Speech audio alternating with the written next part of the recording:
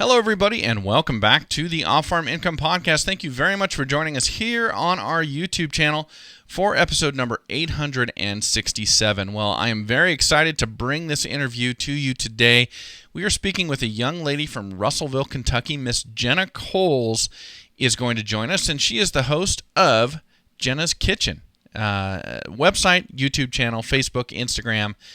Man, she's just getting ready to start her sophomore year of high school, but she is very accomplished both in the spoken word and behind the camera, teaching people different recipes and how to cook. It's a really, really exciting interview. I love it when I turn over a gold nugget like this in an interview and find a student that is doing amazing things so much earlier than you would expect somebody of her age to be doing this. So I'm excited to bring this interview with you today, and we're going to jump into it right now.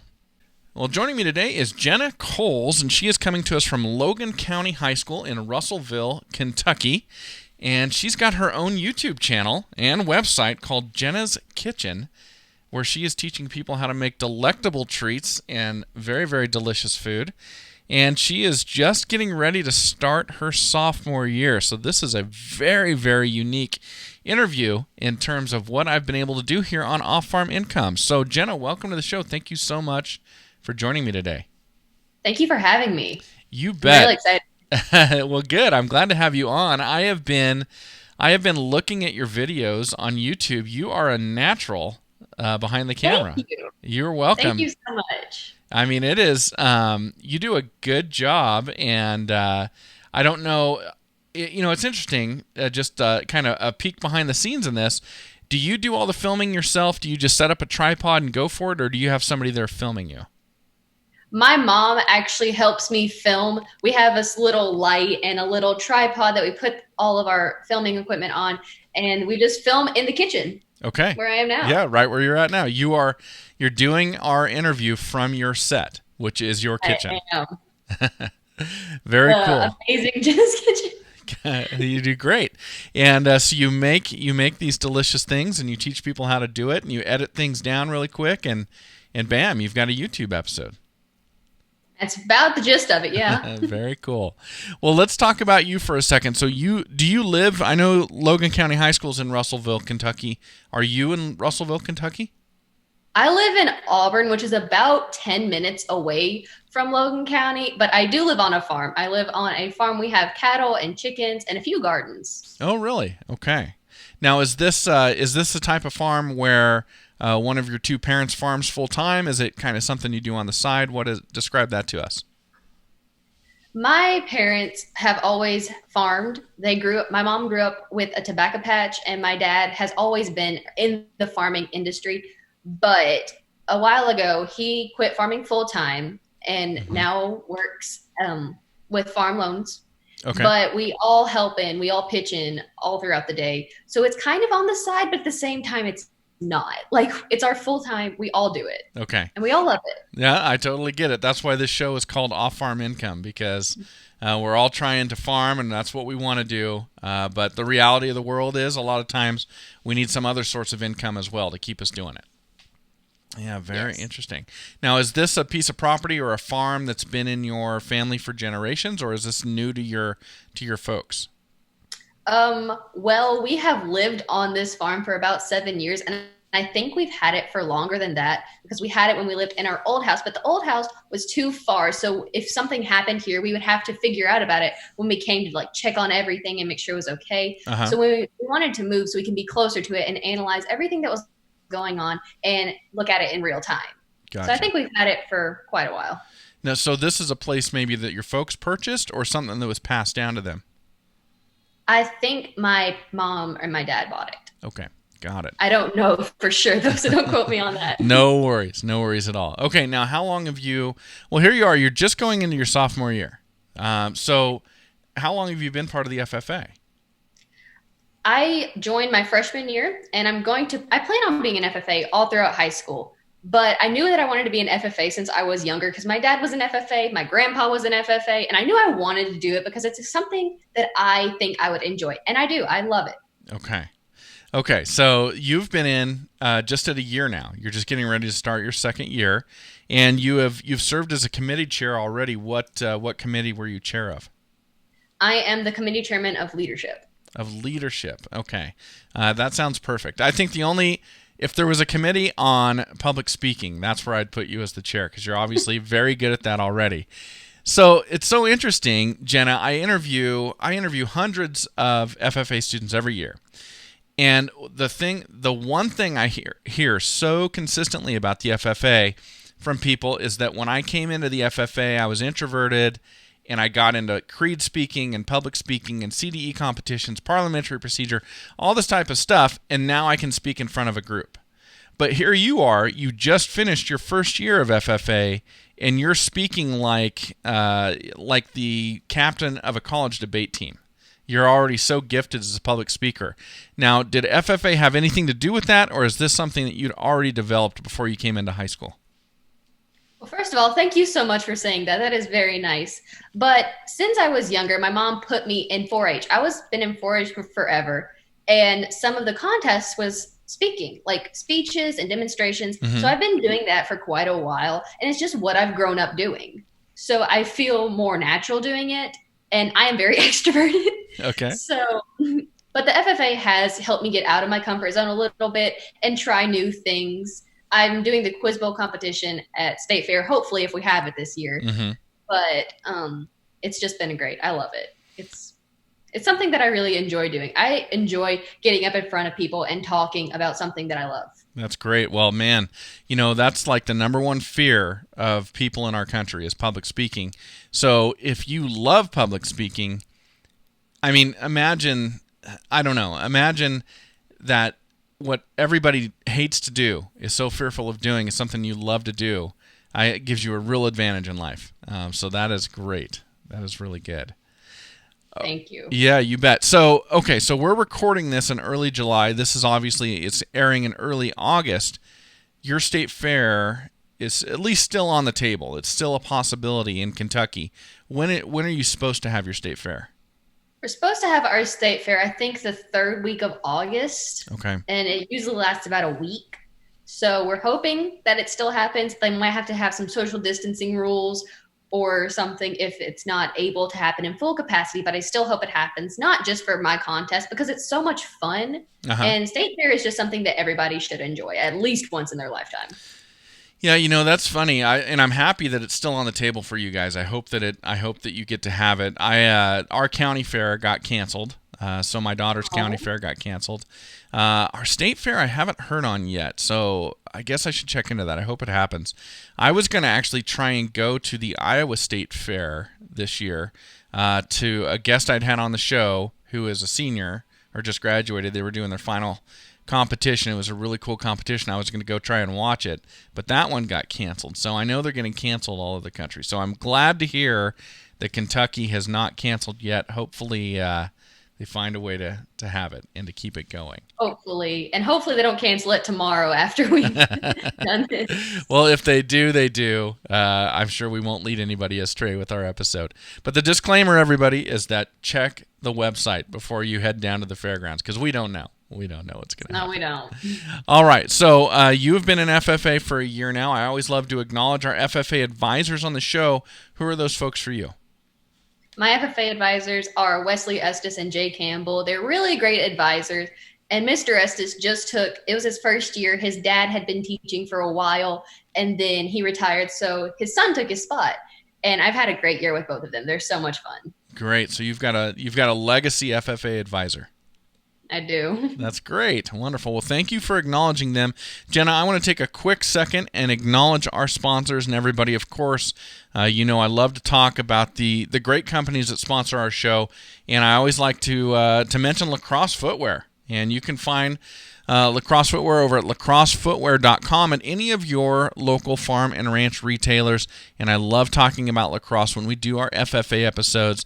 Lacrosse Footwear is proud to support the FFA by annually sponsoring 15 scholarships along with 100 jackets as part of the Give the Gift of Blue program. And we wear the Alpha Range boots from Lacrosse on our farm here in Idaho every single day. We want you to do the same thing. go to your local farm and ranch retailer. Let them know that you heard about lacrosse right here, and you want to find some good lacrosse neoprene-based rubber boots, and you can find them at lacrossefootwear.com. And then, of course, Powder River Livestock Handling Equipment. Man, they have been a sponsor of this show for years now, and we absolutely love this company. We use their squeeze chutes, their livestock panels for our cattle here on our farm in Idaho.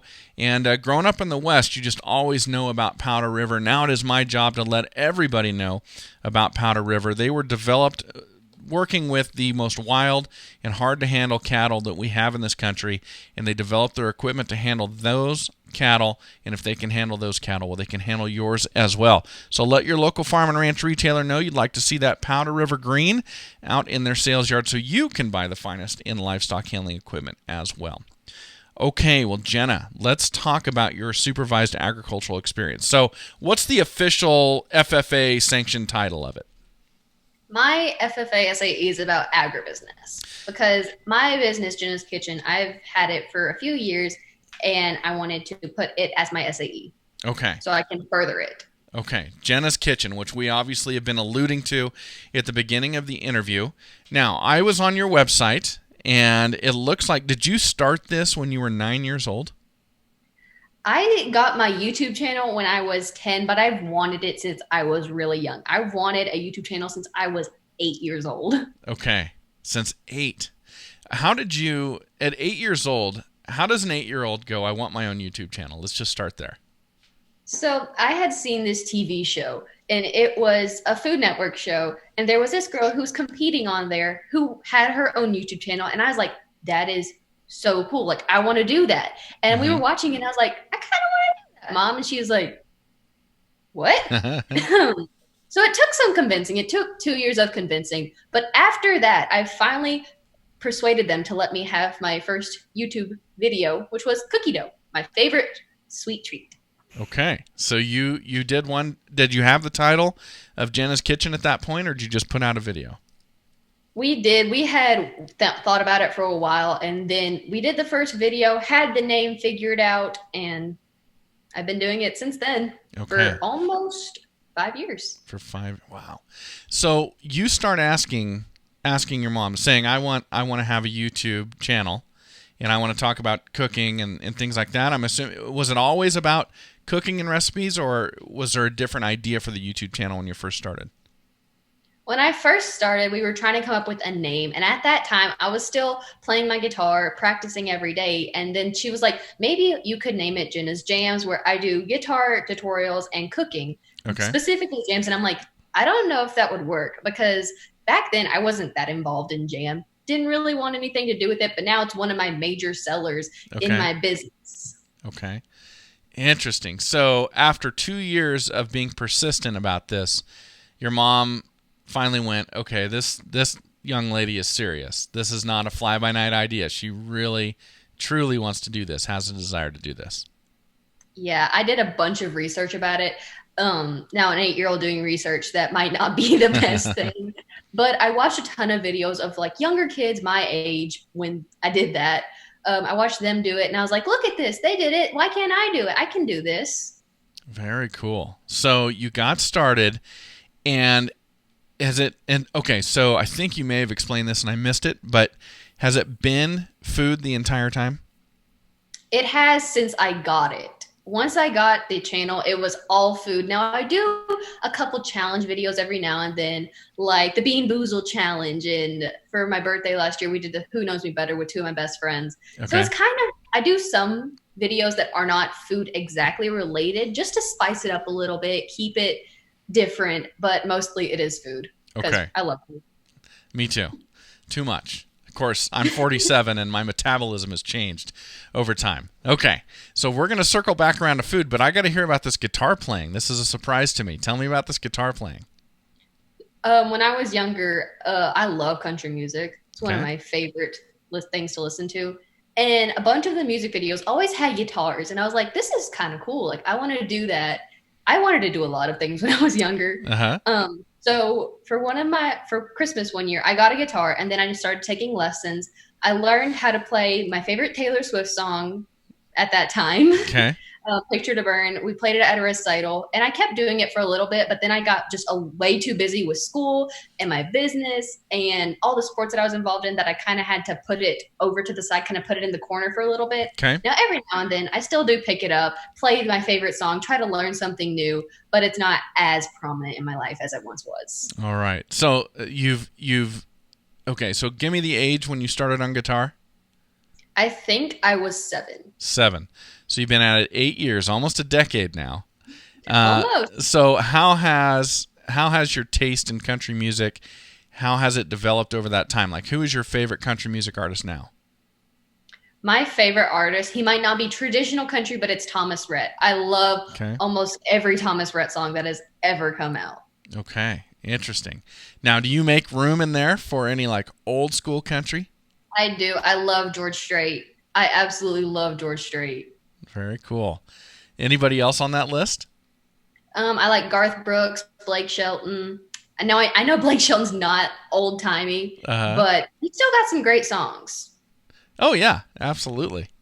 Gosh, to hear you call George Strait and Garth Brooks old school makes me feel very old. Oh my goodness. That's what my parents say. They're like, it's not that old. I'm like, I know it's not, but it's not in my generation. Well, I do like that really, really early George Strait stuff, so that's very cool. What kind of sports do you play? I play archery and I run track. Wow. Archery and track. Okay, what events in track? My season got canceled, so I wasn't able to run my first meet, so I don't know what events I would have ran. Okay. Our first meet was supposed to be 3 days after we went under quarantine. Oh, man. Okay. And they were going to figure it out at our last practice. And at our last practice, they said, okay, you have to go in quarantine. All spring sports are canceled. Everything's canceled. No more track. And I'm like, dang, this was my first year. I was going to have a ton of fun in it. And archery, how long have you been doing that? I've been doing archery since 4th grade. Did 4-H bring you into that? It didn't. It was really a big thing at my school. Okay. You were either in archery or you were in like basketball or softball. You were in one of the two. You weren't in both, except when my friends was. But archery, I've been doing that since 4th grade. And my brother joined when he was in 4th because he'd seen me doing it. And he was like, that's kind of fun. I kind of want to try that. Plus, he needed a sport to do. Okay. And what kind of bow do you use? I use a Genesis bow. A Genesis. And so is that so I'm limited in my knowledge here again, but is that a compound bow? It is not. Recurve, longbow, what is it? I honestly don't know. It's a standard bow. Like, we're only allowed to have this certain type of bow. Okay.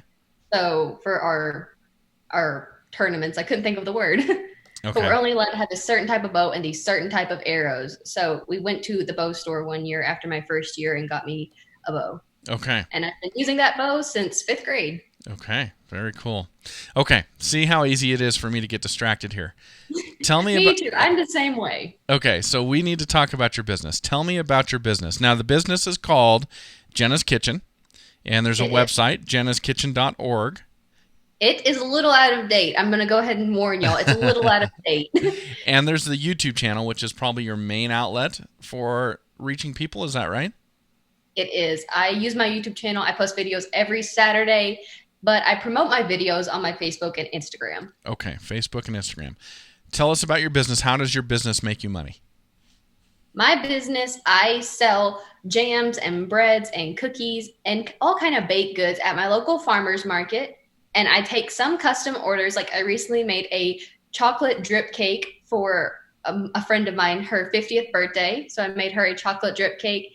And I take all kind of custom orders just to see how well I can do things. Very cool. Wow. So the custom order for your friend's 50th birthday, is that friend local? Yes, she lives in Russellville. Oh, okay. All right. Very cool. So how long have you been selling at the farmer's market? I just started selling at the farmer's market this year, but 2 years ago, I sold muffins and scones to my local coffee shop. Okay. So the YouTube channel started first, and then selling... And everything else just kind of came off of that. Okay. Like, I've got a ton of amazing opportunities for my YouTube channel, like competing on the Food Network show Top Junior. Oh, did you really? I didn't realize that. That is cool. Okay, let's not forget to come back to that. Okay, so YouTube channel, you start, I guess, growing an audience, growing a platform, and you're teaching people how to make things. You're sharing your passion for cooking, for recipes, for all this type of stuff. At what point do you get the idea that I need to now start selling what it is I'm making?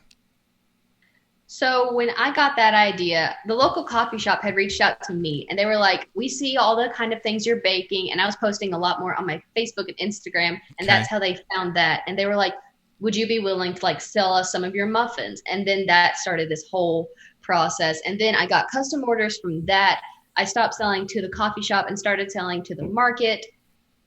Wow. How does the local coffee shop where you live find out about I guess at that point in time, a 13-year-old's social media account? They had a Facebook page, and I'm guessing that the owners of them followed me, and they were just like, huh, this is kind of cool. Or maybe one of their friends had told them, or they were talking about it at some point. Very cool. Now, is your farmer's market, is it year-round or is it seasonal? The farmer's market that I'm selling at is year-round. It's year-round. And so how much baking and how much product are you selling on a weekly basis? I sell about half a dozen muffins and a few jars of jam to the farmer's market every week consistently. Okay. So you've got that revenue source. And is that a big profit margin for you, or is that kind of paying for supplies and supporting what you're doing on YouTube and stuff like that? So in the industry of food, there's not a huge part of profit margin, but I do make some money. Very cool. I do make a little bit of profit. Okay. And now, what does your YouTube following look like now? I have over 1,280 subscribers on my YouTube channel. Wow. So I think I've done pretty well in 5 years. Yeah, that's awesome. Very cool. I do want to grow it though. I do want to get more subscribers so I can reach more people and teach them the love of food. And then how about views of your videos? Like, do you have one video in particular that's just jumped out? Tons of people have tuned in. My Chop Junior home video has, I think, over 3,000 views. Wow. Very cool. Okay, well, let's talk about that. So how did you get involved in that competition, and what was it like? So the way I didn't even apply for it. They saw my meatloaf video. The producers saw my meatloaf video, and then they called my mom, and mom's like, "This is the best prank call ever." And then she kept talking to me. She's like, "Oh, this is real."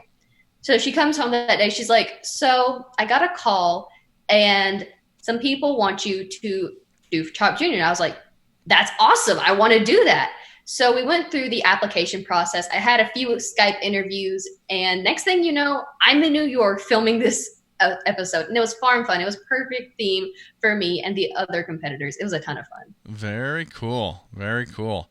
So you went to New York. Had you ever been there before?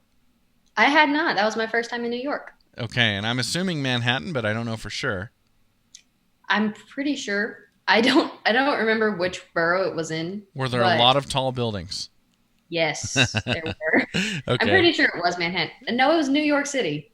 Oh, well, that's I bet you were in Manhattan. I probably was. I bet you were. And when was that? When did you get to do that?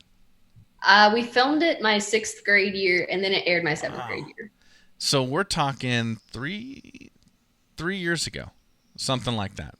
And dang, that was a long time ago. Yeah, my goodness, you're a veteran by now. So there were how many other kids, I guess, on this competition with you? There were 3 others, and we all became fast friends. We all got along really well because we had a common interest: food and the farm. The episode was farm fun, and there was chickens and a bunch of props everywhere that just kind of reminded us of the farm, and it was great. And where was everybody else from? They were from Wisconsin, Montana, and Arkansas. No kidding. Wisconsin, that is a wide array. That's covering a lot of ground in our country. Very cool. And so was it just a show, or did they like have a winner of a competition or something like that? Was it one of my friends, we're still friends now, she won. She got $10,000 and the chef's coat, and I'm glad. She did a really good job. Very cool. Well, what did you make for the competition? I made it to the entree round and then I got chopped. But for the appetizer, I made a pork chop salad. And then for my entree, I don't know what I was thinking, but I made chicken nuggets and this really strange sauce to go on top of them, which was basically milk, corn syrup, and one of the mystery ingredients. It had some of the sauce from that. And I put it over a bed of these little tiny, tiny greens. Really? Very cool. I look back at it and I'm like, what was I thinking? Who knows? I don't know. I don't have that ability. Like, do you have to cook by a recipe, or do you cook kind of by feel? Like, do you go like, I need a little more of this, or it's lacking this?